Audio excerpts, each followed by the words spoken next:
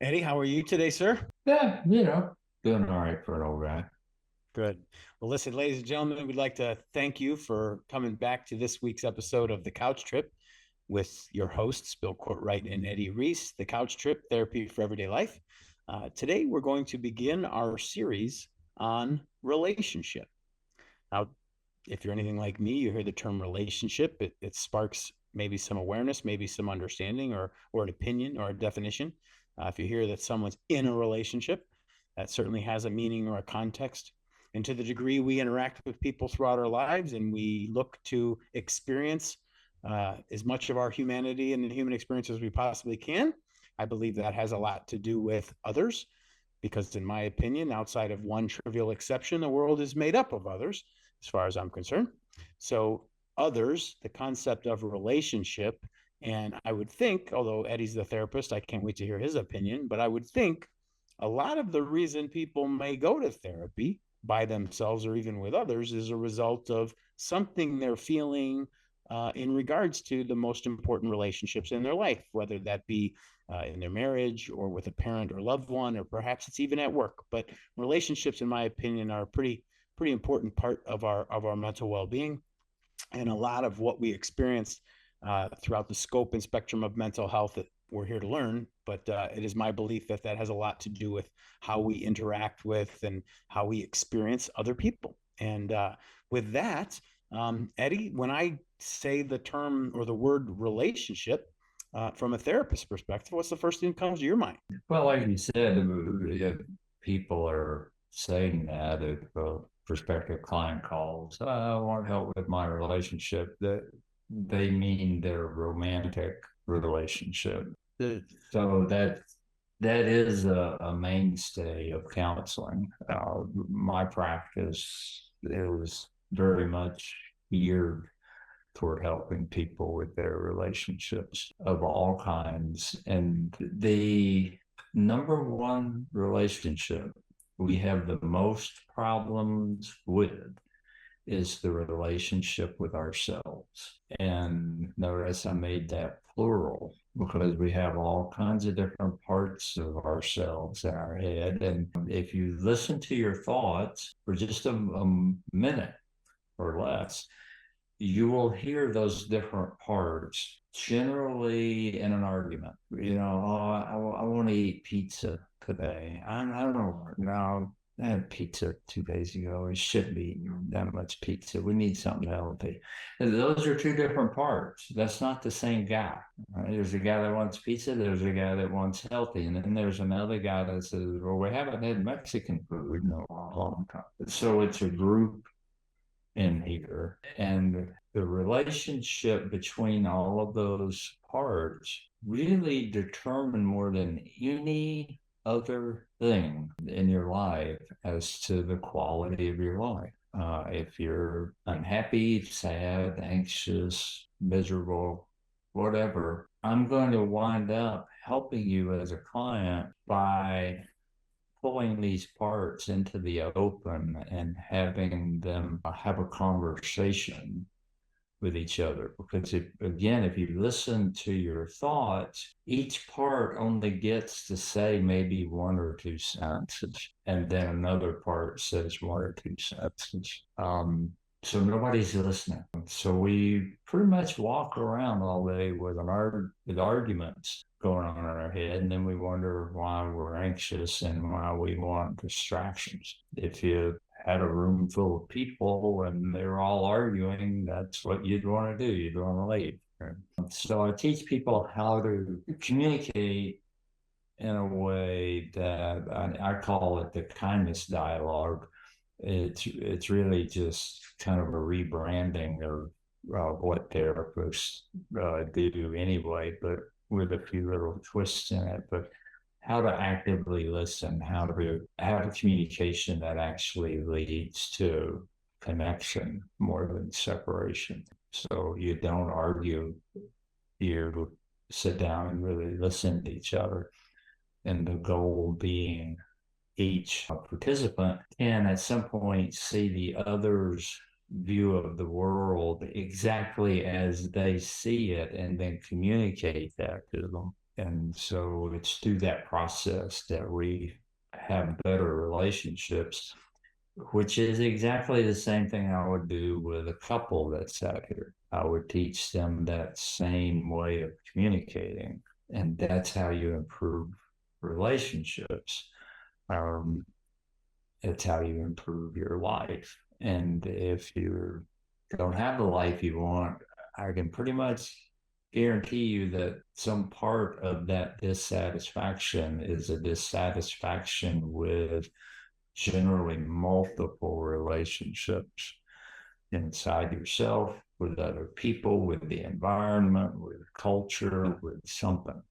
All of Yeah. those are relationships. So I actually have no problem saying that virtually anything that somebody walks into my office here with is a problem of relationship. They don't know how to have a healthy relationship that is built on, intimacy and kindness and caring. And it sounds like that has to begin within, is what I'm hearing you say. And then I also heard you say, and correct me, this is just my interpretation, but I heard you say that the act of active listening with empathy, and then seeking first to understand, which sounds to me like validation, which to any person who's been married, I mean, Yeah, we want to be validated, we want to be heard, we want to be seen, right?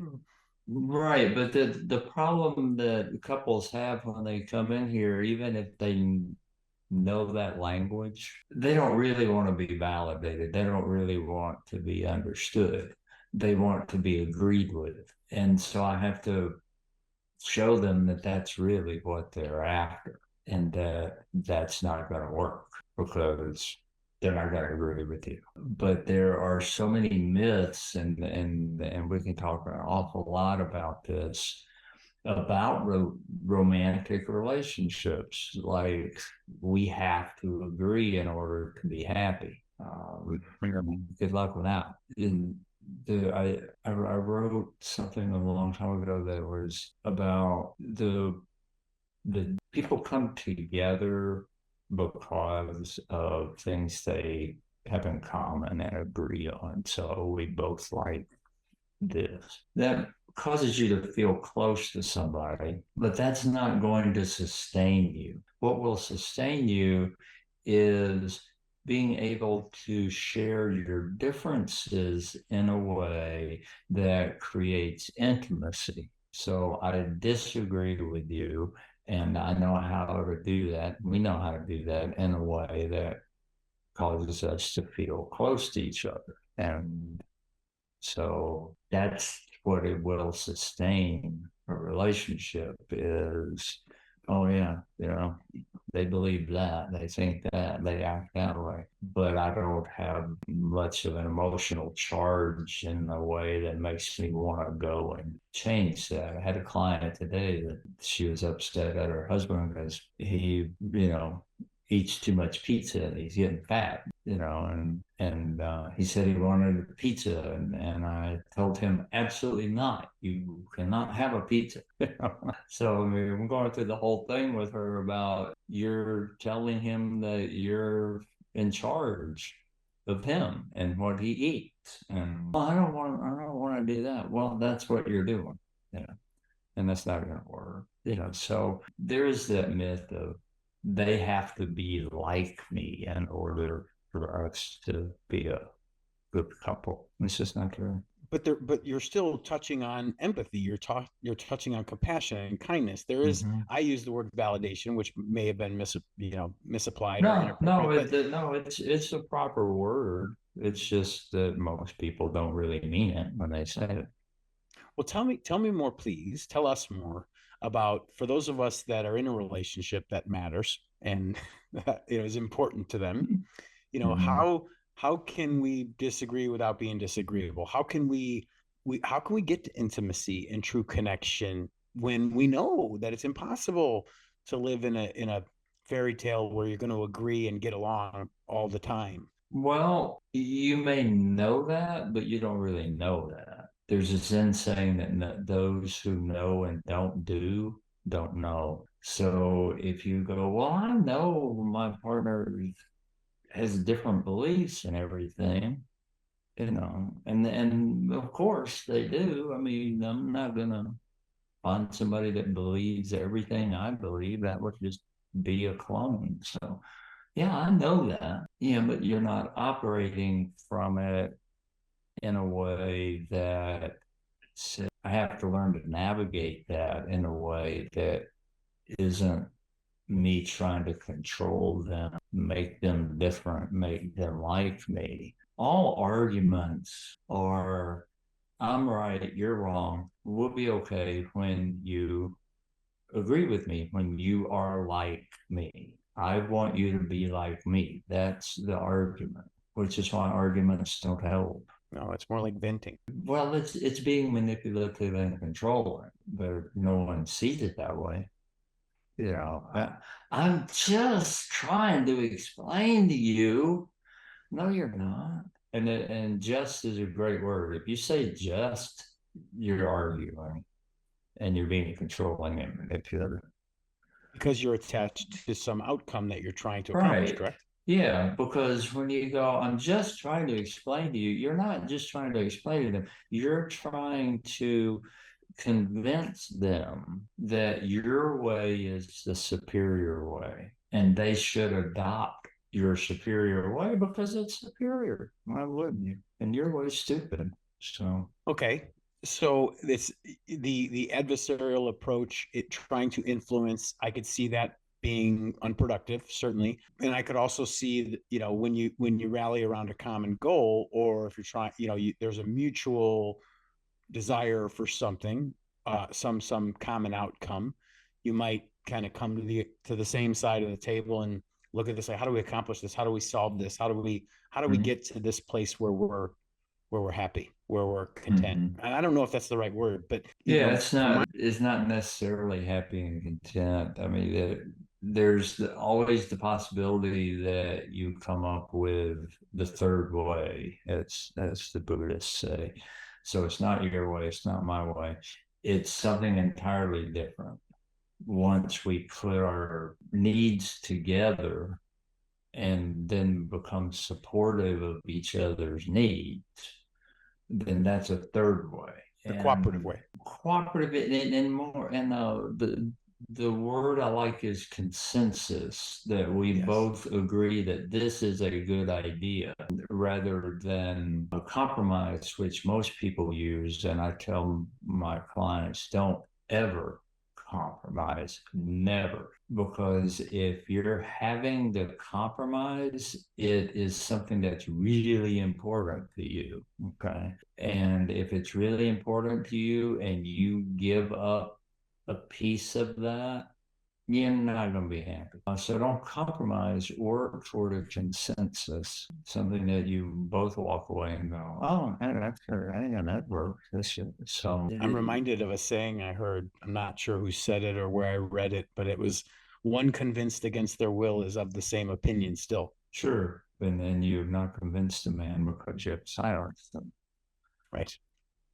So the arguments just don't work. They just don't. And so I tell my couples, you're not allowed to argue in here. And then they'll go, I'm not arguing. And I go, you're arguing It's with me. just, You're not allowed to argue. yeah. So let's take a proactive approach. Let's go back to intimacy and connection, because when you said that, before we went on air, we were talking, and I heard intimacy and connection, and it really got me excited, or at least enthused to hear more. So let's take a proactive approach and look at, if intimacy and connection is a goal or an outcome, or something we may strive for, or we want to go in that direction, or let's just say I want to go in the direction of intimacy and true connection. What would you say to me? You're going to have to be vulnerable, which means you're going to have to, first of all, learn what your feelings are. Most of us have no idea how we really feel. The gal that I mentioned this morning, who's mad at her husband for eating pizza, I said, she's like, well, what do I say to him? And I go, you tell him how you feel. And she goes, and she just is lost. And what she's afraid of, as we kind of drilled down, she's afraid that her husband's going to become fat and depressed, and then that will make her depressed. And then she said, and then we'll just live in this dark room and die. Okay, well, you got to tell him that because that's what's And that's frightening for driving some it. people. Exactly. So vulnerability is, oh, wow, this is what I'm really feeling deep down inside. And it's can be multiple things. And then I'm able to experience that feeling. That's the other problem. Somebody with an anxiety problem doesn't have a problem being anxious. Okay. And anxiety, being anxious is not their problem. It's being anxious about the possibility of being anxious.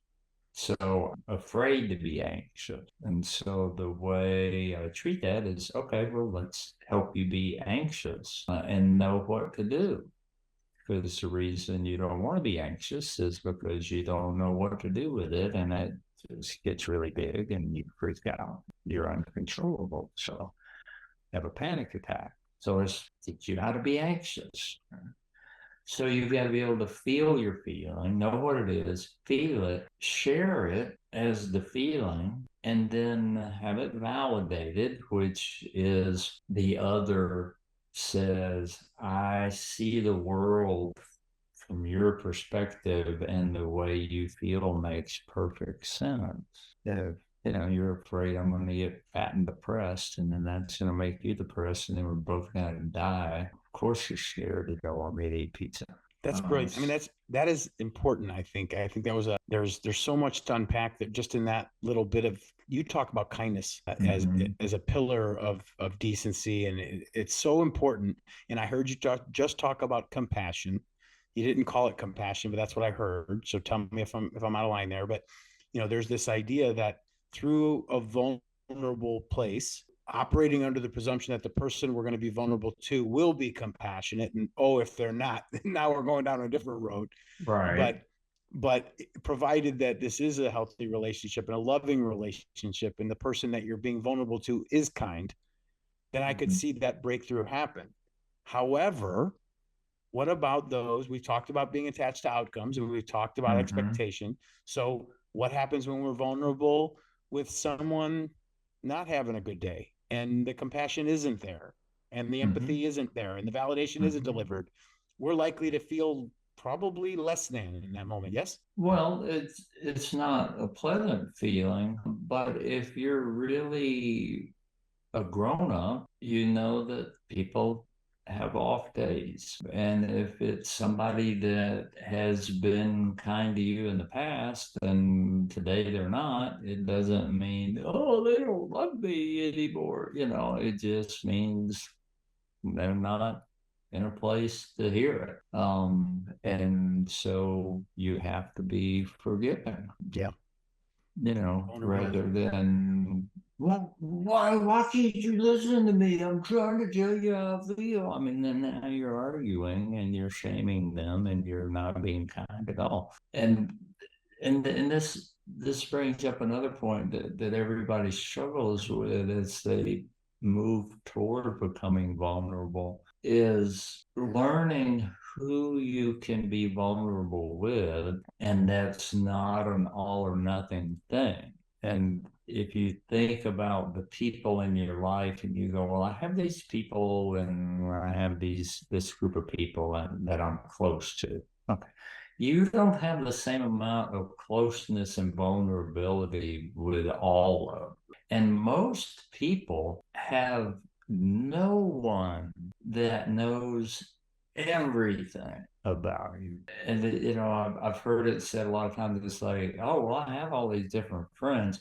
I wouldn't invite them all to the same party. So that tells you that how most of us operate is that this part of me connects with you, and I can be vulnerable about this, but not this, or I can be this much vulnerable. So you have to learn these gradations of, how do I know how to trust people? Well, it's a matter of I'll be a little vulnerable, see how it goes. goes, well, I can be a little more vulnerable. But then go, well, that's as far as I can go with that. So you may, with yours, if you have a primary kind of relationship with somebody, there will be things that you're not going to share with them, which is another myth that, oh, if we really love each other, we can say anything to each other. No, you can't. No, they don't need to know about that. What do you say to the concept or idea that a relationship is only as strong as the secrets, or I'm Oh, bastardizing that the saying. only, yeah, that it's as a relationship is something about if there are secrets, it's unhealthy, which just isn't true. Um, So having a little bit of because, individuality, having a little bit of inward thinking is not necessarily unheard of. well, having there's secret and there's private. Okay, private is just none of your business. Right? A secret is I don't want you to know. Right. Which sounds like shame. Yeah, which is shame. I have shame around that. So it is a secret. I don't have any shame around something I'm private about. Right. I'm just not going to share that with you. You know, there's no reason for me to, or the level of vulnerability doesn't work that I would have in our relationship. So you want to know that, but I don't really buy having secrets in a primary kind of relationship equals dissatisfaction or an unhealthy relationship. Yeah, maybe there's some amount of secrecy that would be a problem or something like that. Yeah. I mean, if you're a pathological liar, well, that's a problem. Right. Or if you're living a lie, or if you're if the deception is such that the person that is known isn't the real person, I think that could be a problem.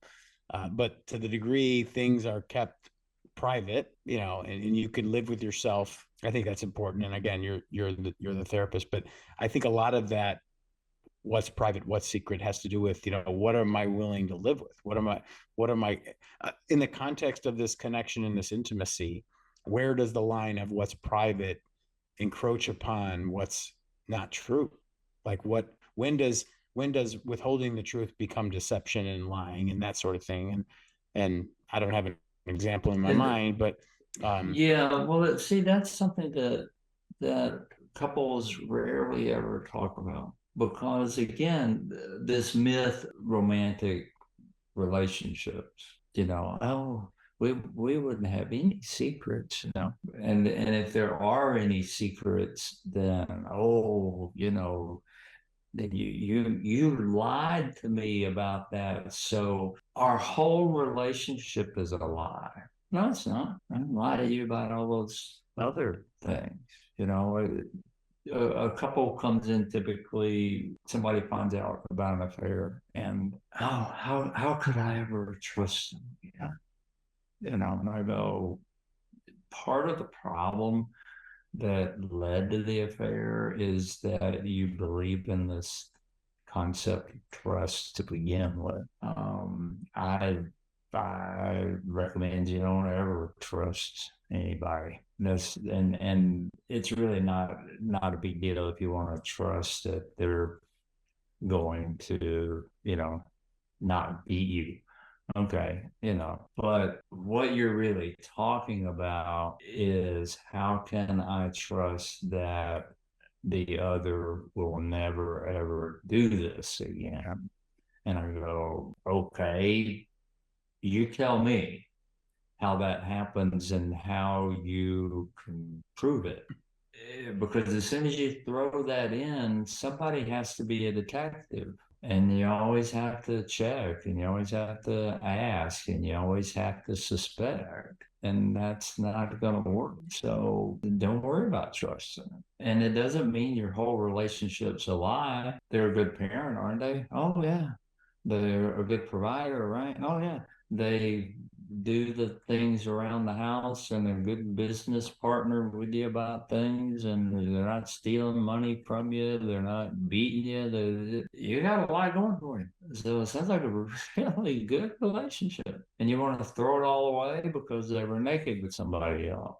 Why? Is that the criteria for whether you are loved or not? All this other stuff has nothing to do with whether they love you or not. Or is it the fact that they're feeling less than, and that's something they're having a real problem with? Right. And so, a couple has an affair. Yeah. A couple has whatever somebody would call a betrayal. There is a lot that each contributes that brought it about. There was, I'm not up on this stuff, but I saw the headline. There, some gal was this TikTok sensation because she spent like 80 hours or something, doing little or 2 minute, 3 minute stories about being married to a pathological liar. Oh boy. And it just blew up the internet, apparently, according to this headline. And the little bit I read before I was like, oh, okay, okay, now. Nowhere was anything even hinted at. Maybe if I kept reading, that the millions and millions of people that were glued to her TikTok to hear this continuing saga never went, well, what's your problem? What are you doing with this guy? You didn't. You're not married to a pathological liar, and everything that you know about them makes perfect sense, and they're just wonderful. And then one day you learn it's all them lies. You're gonna it because and I'm sure she's telling the story. And then he did this, and you stayed. And then he did this, and you stayed. Okay. So this is another part of healthy relationships is to get away from a victim perpetrator mindset about anything. If you're married to a sociopath and they rob you of all your money, there's something about you that contributed to that. And your naivety, you were generally some version of the romantic ideal is so important to you and your sense of self that if you're not in that relationship, you're no good. And this person is the person who agreed to be in that relationship with you. So you went along with it. It sounds like Love is Blind. When you said that, I thought of that saying Love is Blind. That idea that yeah, love the is wake of all not those feelings. love is not blind. Lust is blind. Naivety is blind. Love is not blind at all. Love sees. Okay. I see you. That's so what is blind how is not I love. love you. Yeah, if it's you're blind because you believe in myths and fantasies and stories. One of my favorite songwriters, Steve Goodman, has a great song about this guy kind of being taken in by a story, and one of the ending lines is you only fall for lies and stories when you really want to. Yeah.